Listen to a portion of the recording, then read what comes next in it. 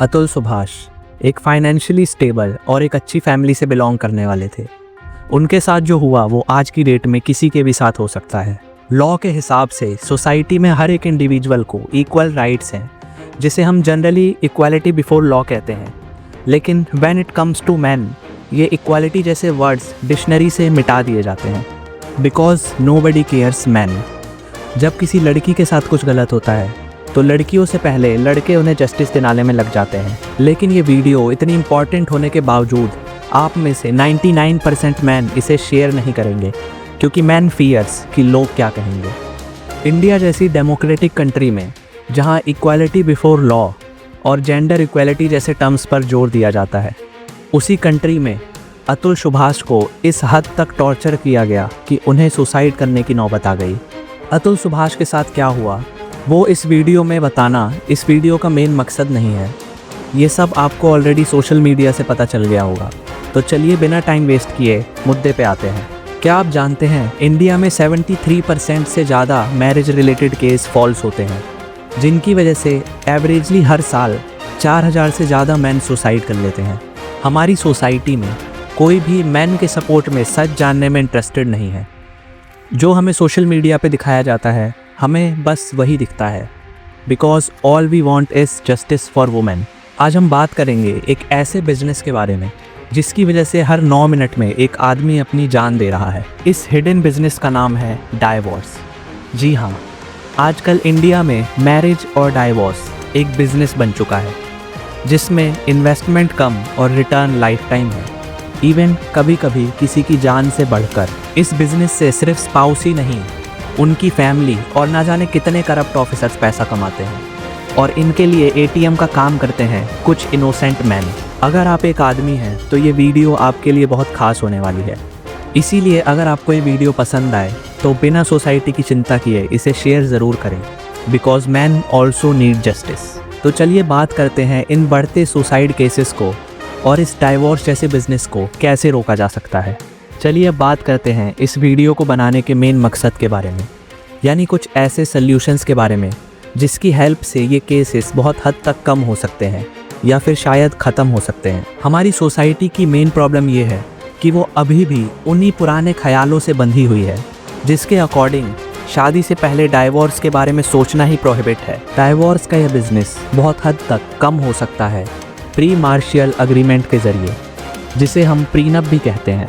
ये शादी से पहले होने वाला एक कॉन्ट्रैक्ट है जिसमें एक हस्बैंड और एक वाइफ शादी के बाद की अपनी सारी रिस्पॉन्सिबिलिटीज़ और ट्रांसपेरेंसी को डिफ़ाइन करते हैं। यानी आप शादी से पहले ही नेगोशिएट कर सकते हैं कि इन फ्यूचर अगर डाइवोर्स जैसी सिचुएशन आती भी है तो आपके सारे फाइनेंसेस क्लियर रहेंगे और आप अपनी बाउंड्रीज डिसाइड कर सकते हैं। इस चीज़ से दोनों कपल्स में एक सेंस ऑफ रिस्पॉन्सिबिलिटी रहेगी, और जो लोग डाइवोर्स का बिजनेस करने के लिए शादी कर रहे हैं वो लोग ये कॉन्टैक्ट फॉर्म देखते ही भाग खड़े होंगे। ये मेथड एक हस्बैंड के लिए ही नहीं, एक वाइफ के लिए भी उतना ही यूज़फुल है, क्योंकि इस मेथड से सिर्फ हस्बैंड को ही जस्टिस नहीं मिलेगा, बल्कि एक वाइफ के लिए भी लिटिगेशन प्रोसेस आसान हो जाएगा। इसकी वजह से अगर फ्यूचर में कभी डाइवोर्स जैसी सिचुएशन आती भी है तो ये डिसाइड करना बहुत ही आसान हो जाएगा कि किन चीज़ों पर किसका कितना अधिकार है, जिससे बहुत हद तक फॉल्स केसेस में गिरावट आ जाएगी।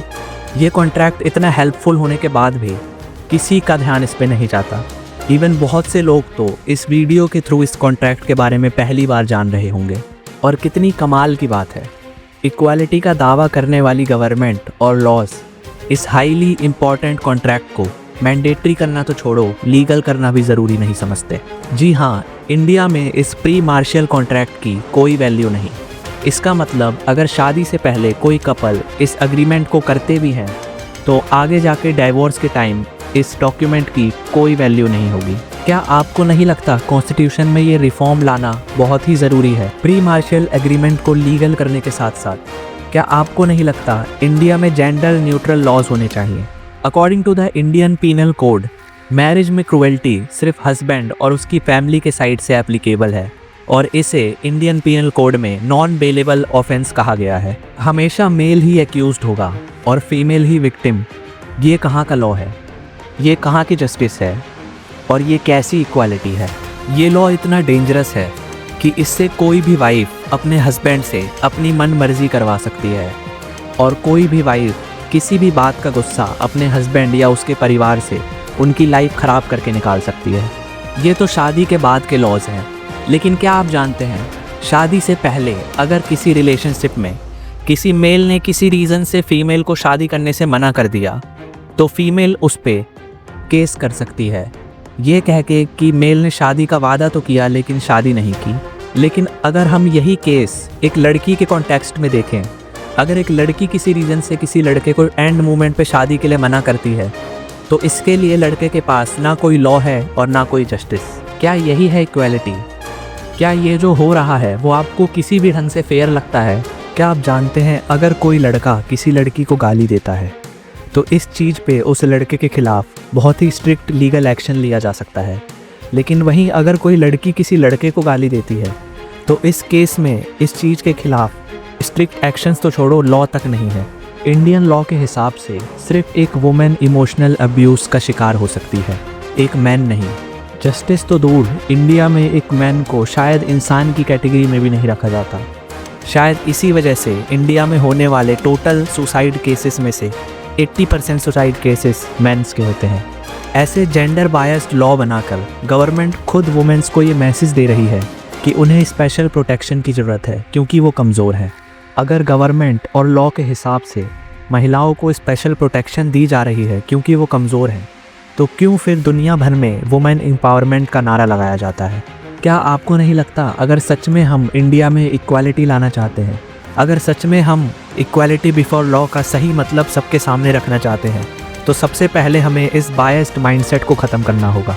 क्या आपको नहीं लगता फॉल्स केसेस लगाने वालों के लिए एक स्पेशल और स्ट्रिक्ट लॉ होना चाहिए ताकि सोसाइटी में एग्जाम्पल सेट हो सके कि there is a justice for man to?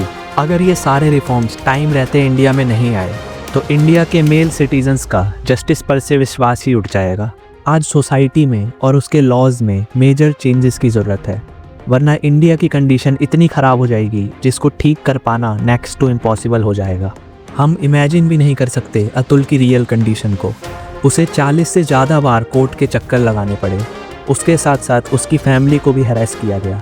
उन्हें बार बार ये रियलाइज़ करवाया गया कि शायद वो जिस कंट्री में हैं उस कंट्री में उनके लिए कोई लॉ नहीं, और एट द एंड अतुल को अपनी जान देने जैसा टफ डिसीज़न लेना पड़ा। अगर जल्द से जल्द आपने इस बात पर आवाज़ नहीं उठाई तो कल को ये चीज़ें आपके साथ भी हो सकती हैं। अगर आप मेरी बात से सहमत हैं तो इस वीडियो को ज़्यादा से ज़्यादा शेयर करें, बिना ये सोचे कि लोग क्या कहेंगे, because man need justice too. अगर ये वीडियो आपको पसंद आई हो तो इसे ज़्यादा से ज़्यादा लाइक करके चैनल को सब्सक्राइब ज़रूर करें।